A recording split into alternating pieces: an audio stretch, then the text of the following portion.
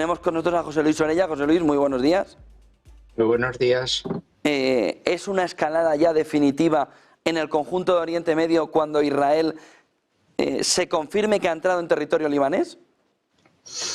Hombre, totalmente, ¿no? O sea, Israel siempre utiliza la franja meridional del Líbano hasta el río Litani como zona de protección, ¿no? Así que en ese aspecto imagino que va a volver otra vez a situar sus tropas, y si no tiene una operación mucho más larga de dominio absoluto del país hasta llegar a Beirut, me imagino que se quedarán exclusivamente en la zona meridional utilizando una franja extraordinaria bajo control militar que sirva, bueno, pues como colchón de seguridad para la zona norte de toda la zona de Galilea, de la zona de Israel. Curiosamente, la parte meridional, no tan curiosamente, pues es demográficamente de mayoría chií, como todo el Valle de la Beca, que es la parte oriental del Líbano, y por tanto, bueno, es donde Hezbollah tiene gran parte de su estructura, de su organización militar y además su apoyo social y civil fuerte allí, ¿no?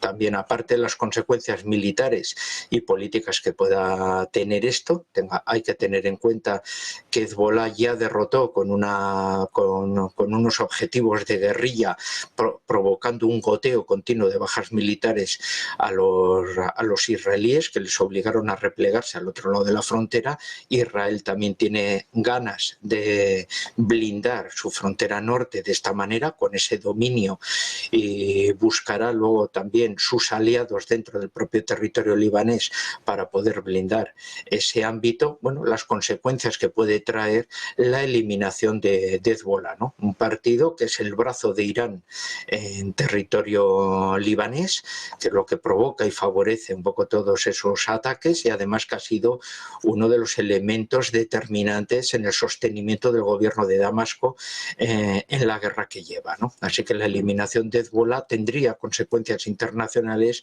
de pérdida de influencia en la región de Irán, y además perdería una pata en su estabilidad el gobierno basista de Siria, ¿no? Luego, otras consecuencias sería a nivel interior. Si en la zona del Líbano, con mayoría chií, eliminas la fuerza de Hezbollah, serían los grandes traficantes de opio los que se harían dueños un poco de la región. Por lo tanto, convertirías aquello en otra vez de nuevo en una de las mayores zonas de producción de adormidera, ¿no?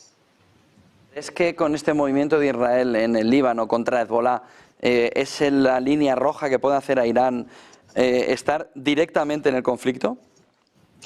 Teóricamente sí, lo que pasa es que la República Islámica de Irán, hasta que no llega a convertirse en una potencia nuclear, tiene todas las cartas marcadas. O sea, Irán, si se mete en una guerra directa con Israel, sabe que es contra Israel y Estados Unidos, que va a tener el apoyo diplomático de China y de Rusia, y por tanto Irán no tiene más. O sea, la cuestión clara es que Israel y Estados Unidos quieren eliminar el régimen de los ayatolás antes de que puedan transformarse en una potencia nuclear, y por eso también están realizando, bueno, discursos muy visibles hacia la oposición iraní, para que pueda activarse coordinados un poco de esa manera, de que es la gran oportunidad, porque van a acrecentar la presión internacional para provocar y favorecer, bueno, un derrumbamiento a nivel interno, que hasta el momento han fracasado pues todos los movimientos que han podido instigar con los desafectos un poco al régimen, ¿no? Con un Irán que llegue, pues igual que le pasó a Israel, de manera secreta u oscura, a convertirse en una potencia nuclear, se convierte en un país intocable debido al holocausto que se podía producir después. Por tanto, es antes de llegar a esa etapa final cuando están aprovechando y presionando para eliminar, bueno, pues un protagonista incómodo a sus intereses en la región, ¿no? Como es la República Islámica de Irán. ¿Qué importancia tiene lo económico, el gas, en lo que está sucediendo en el conjunto de Oriente Medio y esa famosa ruta de la seda planteada ya hace más de 2 años por Benjamín Netanyahu? ¿Y qué importancia tiene el gas en el entorno del Líbano? Es decir, ¿qué papel puede estar jugando la economía colateralmente alrededor de lo que está sucediendo en Oriente Medio? Pues acabas de poner un poco el dedo en la llaga, porque son los verdaderos motivos por los que se mueven todos estos intereses, y luego ya nos buscan a los historiadores y a los escritores para que endulzamos un poco los problemas, porque la gente al final lucha por el espíritu y no por la cartera de otro, ¿no?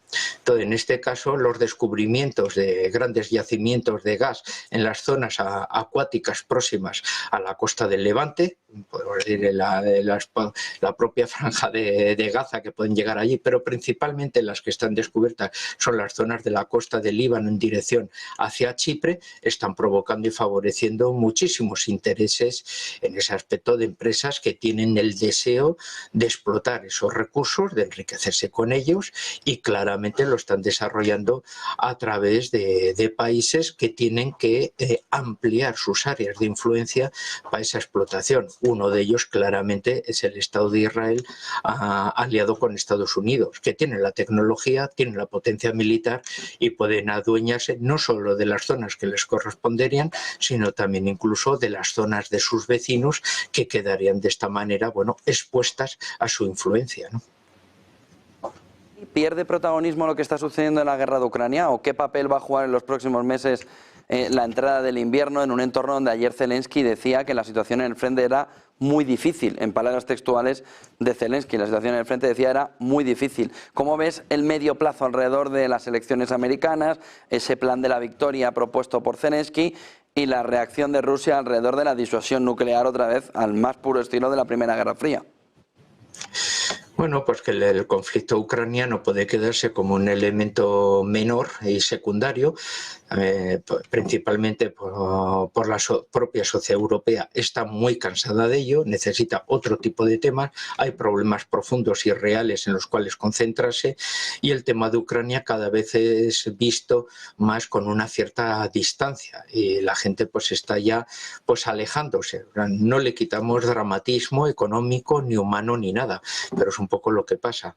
Luego la realidad también del invierno es muy dura, suele congelarse las operaciones militares, es imposible las labores de trincheras, de comunicaciones. Habitualmente las tropas militares en los crudos inviernos de esa zona de Europa suelen tender a protegerse, a quedarse en posiciones estáticas, esperando a la primavera, donde puedan desarrollar ya operaciones ofensivas y ya labores un poco de ruptura, un poco en ese aspecto del frente. La eliminación de toda la estructura eléctrica que se ha producido en Ucrania provoca y favorece que la sociedad civil, ante bueno, pues el invierno duro que va a tener que sufrir, presione a favor igual de una solución de negociación ante pues la situación catastrófica en la cual están viendo. Y un Zelensky que ve como el tiempo corre en su contra. Se ha quedado sin reservas militares por la ofensiva de Kursk.